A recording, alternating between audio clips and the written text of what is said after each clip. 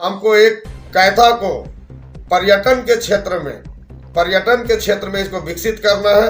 आज मैं अपने वार्ड नंबर 26 से प्रत्याशी के रूप में खड़ा हूं। अब मुझे पूरा विश्वास है कि मेरी एक ऐतिहासिक जीत होगी कि यह लड़ाई हमारी नहीं, हमारी जनता की लड़ाई है।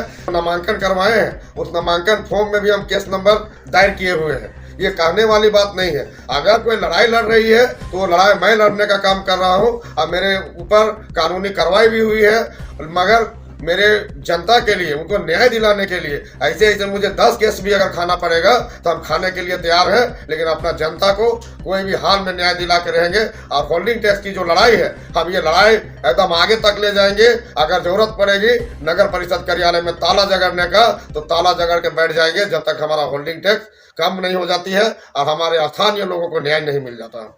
कि स्थानीय 75% लोगों को आपको तृतीय और चतुर्थ ग्रेड में नौकरी देना होगा, लेकिन यहाँ पे स्थानीय लोगों के बजाय बाहरी लोग नौकरी कर रहे हैं। तो ऐसे लोगों को साइड करके हम स्थानीय लोगों को ये रोजगार के साथ जोड़ेंगे। चाहे उसके लिए फैक्ट्री में हम लोग को धरना देना पड़े, फैक्ट्री में ताला मारना पड़े। हाँ, हम लोग रंगदारी के लिए नहीं करेंगे, हम लोग न्याय दिलाने के लिए करेंगे। जो हमारा सरकार की गाइडलाइन है उस अवधि को हम मानते हुए उन लोग को न्याय दिलाने का काम करेंगे। सबसे पहले तो सभी को जोहार। और अभी मैं वार्ड नंबर 26 कैथा से वार्ड पार्षद पद का प्रत्याशी के रूप में खड़ा हूँ। मेरा क्रम संख्या 3 पर बल्ला छाप है।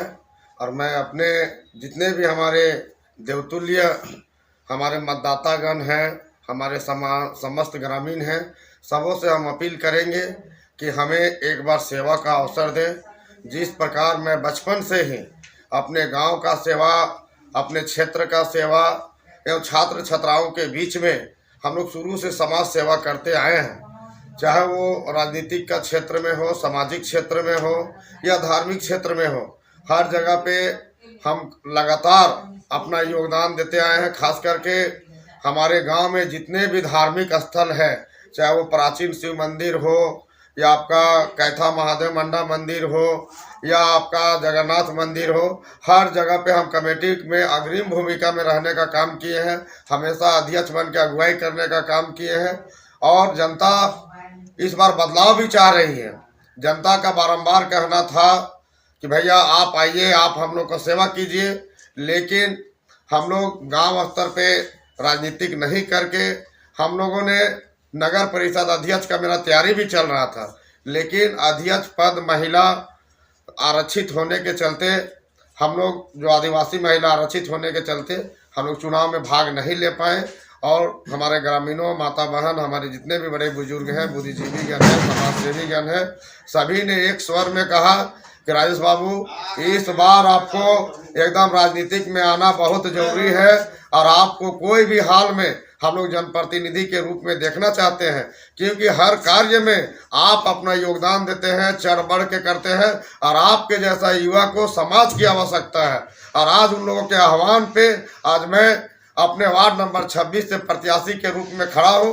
अब मुझे पूरा विश्वास है कि मेरी एक ऐतिहासिक जीत होगी कि यह लड़ाई हमारी नहीं, हमारी जनता की लड़ाई है। या हमारा वार्ड में मैं मुखिया नहीं, हमारे वार्ड वासी यहाँ के वार्ड पार्षद बनेंगे, मुखिया बनेंगे। और हम लोग सभी मिलकर एक परिवार के जैसा अपने वार्ड को एक शिक्षित और एक आदर्श वार्ड के रूप में बनाएंगे और एक मॉडल वार्ड के रूप में इसको विकसित करने का काम करेंगे। वार्ड 26 में लगातार आपका जनसंपर्क चल रहा है, लोगों से मिल रहे हैं। क्या कुछ मुख्य मुद्दे आपको नजर आए जो आप जीतेंगे तो उन पर त्वरित कार्रवाई करेंगे? देखिए, सबसे मुख्य मुद्दा है कि लोगों को सबसे ज़्यादा अगर कोई समस्या है अभी लोकल में तो पानी की समस्या है। पानी की समस्या है। और अगर हम चुनाव जीतते हैं, जो हमारे यहाँ का मूलभूत समस्या है, पानी का, जल का, नाली का, रोड का, ये सब जो मूलभूत समस्या, सबसे पहले उसको हम लोग दूर करेंगे। अब पहला मेरा होगा कि जब हम जीतेंगे, सबसे पहले जो पानी का समस्या है उसको हम समाधान करेंगे।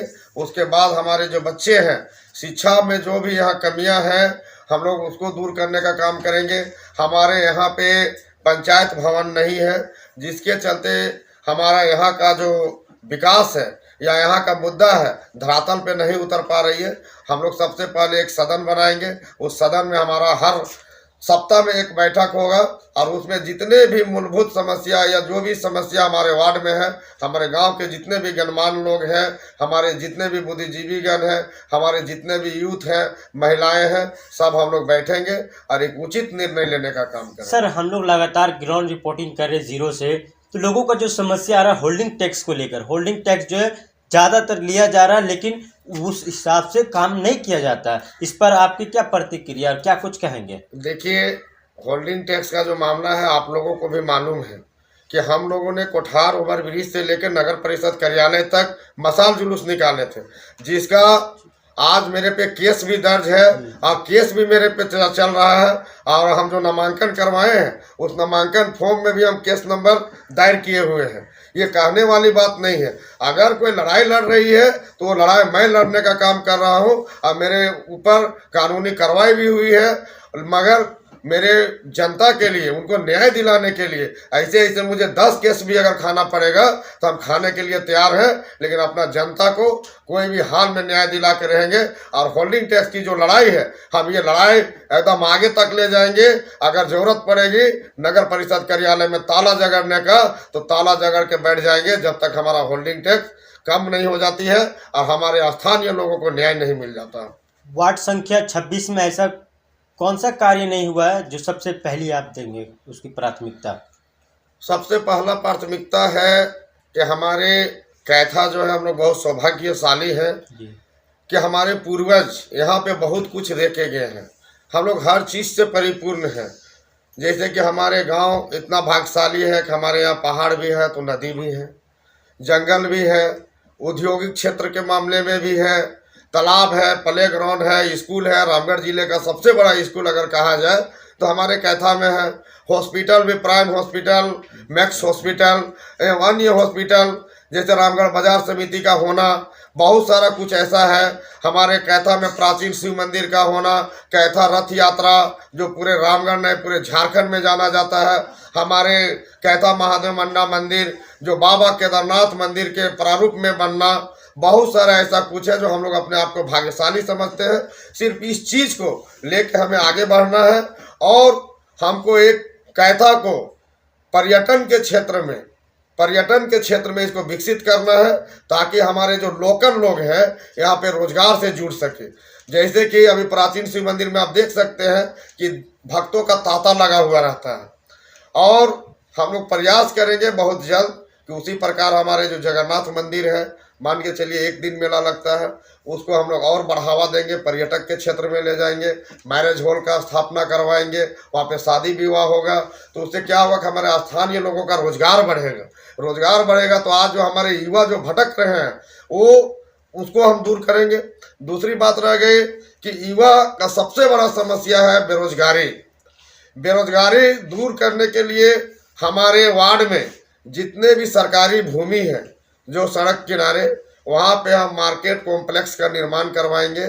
निर्माण करवाने के बाद दुकान जो बनेगी, हम अपने वार्ड वासियों को कम से कम न्यूनतम दर में दुकान आवंटन करवाएंगे और उन लोगों को रोजगार से जोड़ेंगे। जब मार्केट बनेगा, भिन्न भिन्न प्रकार की दुकानें खुलेगी, उससे हमारे यूथ भी जुड़ेंगे, हमारे महिलाएं भी जुड़ेगी, हमारे गांव के बड़े बुजुर्ग भी जुड़ेंगे। इस प्रकार से साथ ही साथ हमारे नगर निगम क्षेत्र में जितने भी औद्योगिक क्षेत्र है, आप लोग भी जानते हैं कि हमारा भारत सरकार का गाइडलाइन है, झारखंड सरकार का गाइडलाइन है कि स्थानीय 75% लोगों को आपको तृतीय और चतुर्थ ग्रेड में नौकरी देना होगा, लेकिन यहाँ पे स्थानीय लोगों के बजाय बाहरी लोग नौकरी कर रहे हैं। तो ऐसे लोगों को साइड करके हम स्थानीय लोगों को ये रोजगार के साथ जोड़ेंगे, चाहे उसके लिए फैक्ट्री में हम लोग को धरना देना पड़े, फैक्ट्री में ताला मारना पड़े। हाँ, हम लोग रंगदारी के लिए नहीं करेंगे, हम लोग न्याय दिलाने के लिए करेंगे। जो हमारा सरकार की गाइडलाइन है उस अवधि को हम मानते हुए उन लोग को न्याय दिलाने का काम करेंगे।